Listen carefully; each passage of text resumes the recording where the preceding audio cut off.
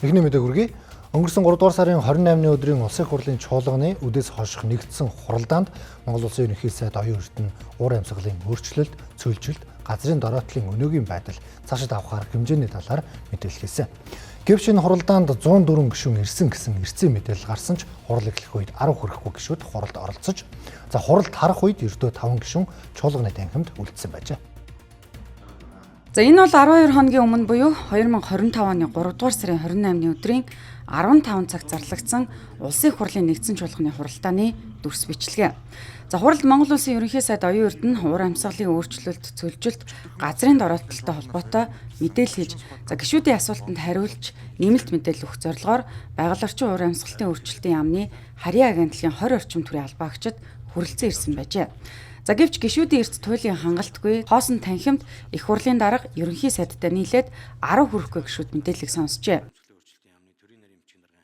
Эрхэм улсын их хурлын дарга гишүүд ерөнхий сайдаа дэлхийн нийтийн болон манай улсын хувьд өнөөдөр болон ирээдүйд улам бүр анхаарч буй сэдвийн талаар сая ерөнхий сайд танилцууллаа. За энэ үеэр иргэний зориг ногоон намын дарга улсын их хурлын гишүүн Батын Батбаатар, Монгол Ардын нам, Ардчилсан нам, Хүн намын хамтарсан 118 гишүүнтэй улсын их хурал засгийн газрыг дүр эсгэж иргэдийг төөрөгдүүлэхгүй байхыг сануулад улсын их хурал дахь намын бүлгийн дарга нараас дараах асуултыг тавилаа. Монгол Ардын нам, Ардчилсан нам, Хүн намын хамтарсан ирэх барьж байгаа 118 гишүүнтэй бүлэг энд бас засагт дээрээ сөрөг хүчний үргийг гүйцэтгэхийг их хурлын энэ дээр ашиглахгүй байхыг дахин сануул зөвлөж байна. Баярлалаа. Ардын намын бүлгийн дарга, Ардчилсан намын бүлгийн дарга, тэгээ энд сууж байгаа Хүн намын дарга энэ гурванаас асуумаар байгаамаа. Цөөнх гэж юу үзэж байгаа юм бэ гэдгийг хариулж өгөөч л гэж хүсэлт тавьж байна. Харамсалтай нь иргэний зориг ногоон намын даргын асуултанд хариулт өгөх гишүүд байсангүй. Ингээд эцэстээ хуралд харах үед ердөө 5 гишүүн чуулганы танхимд үлдсэн байна. Энэ талаар улсын их хурлын гишүүн шижир дүрс бичлэг хийж баримтжуулсан байдаг. Яг хөө тэр өдөөс хойш хуралдаан байсан.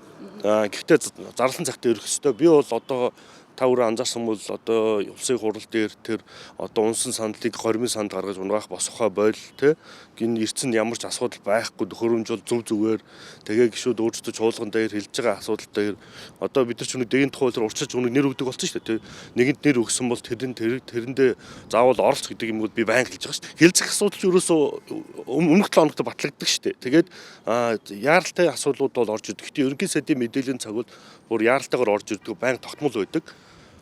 Тэгэхээр ч одоо 7 хоног нь мэдчихсэн гэсэн үг шүү дээ. За 3 дугаар сарын 28-ны өдрийн чуулганы хурлын эртний мэдээлэлд эмнэлгийн чөлөөтэйгэж улсын их хурлын гишүүн Ис Амар сайхан, А Ганбаатар, Ил Инх насан, орон нутгийн томилтойгож Ж Инх баяр, Г Дамдням, Им Бадам сүрэн нар бүртгэгджээ. За түүнчлэн нэр бүхий 11 гишүүдийг гадаад томилттой гэсэн байна. За ингээд нийт 17 гишүүдээс бусд нь ирсэн гэж бүртгэгджээ. За улсын их хурлын гишүүдийн чуулганы хуралдаа суудаггүй ирцээ бүртгүүлээд гараад явдаг байдлыг хэвлэлээр удаа дараа мэдээлж их хурлын дарга янз бүрээр сануулсаар байсан ч өнөөдөр хүртэл байдал өөрчлөгдөөгүй хэвээр байна. За өнөөдөр л ихэд улсын их хурлын чуулганы хурал 10 цагт эхлээд 10 цаг 30 минутанд 2 асуудал хэлэлцээд тарсан юм а. За чуулганы хуралд 70 гаруй гишүүд ирсэн гэсэн бүртгэл байгаа юм. Таны ирцээ. За би ч нэгэнд тастаад байдаг юм тоо. Юу нэг эрттэй холбоотой Энэ надад чинь хоёр асуудал байгаа. Яг хоо зөвхөн нэг дассан гişүүд байх шиг байгаа. Гэхдээ нөгөө талаасаа бас зарим нэг асуудал төр төдөлцөх конох байдгүй байхгүй. Энд дэр чинь дэмжсэн дэмжээгүй л гэж хоёр конох байгаа. Зарим асуудлаар төдөлцөх байр суурь төр бол гişүүд тухайн асуудлаас оролцохгүй байх асуудал байдгийг. Тэгээ ер нь бол чуулганыхаа хуралд байнга суух ёстой. Та ер нь энийг одоо чангалах ёстой юм уу? Суухал ёстой шүү дээ. Эрдсэн дээр бол гişүүд хуралдаа суух хэрэгтэй шүү дээ. Ер нь бол хурал суунал гэж одоо энд мандат авч одоо ирсэн. Хуралдаа бүрэн сууж байгаа. Тийм. Одоо огт хуралдаа суугаагүй ч гэдэг юм олон цагийн таслалтай юм гişүүдэд нэг цалингийн хувь тооцох юм арга хэмжээ авдаг шүү дээ. Энэ хариуцлагын тогтолцоог та чангадах хэрэгтэй гэж бодож байна. Тийм. Ер нь тодорхой хэмжээнд асуудлыг гаргаж тавих л ёстой. Би одоо яг ямар хариуцлагыг тооцсож одоо явахыг бол одоо яг сайн хэлж мэдэхгүй байгаа гэтэл та. Ингийн иргэд төрийн албаагчид өдөр бүр ажиллаа хийж татвараа төлж байна. За харин улсын хурлын тухай хуульд хурал тасалсан гишүүдэд тооцох хариуцлагын хамгийн хатуу нь цалингаас нь 20% хүртэл хас гарах хэмжээ авна гэж заасан байнамаа. За үүнээс өөрөөр дорвитой хариуцлага хүлээлгэх зүйл заалт одоогоор байхгүй байна.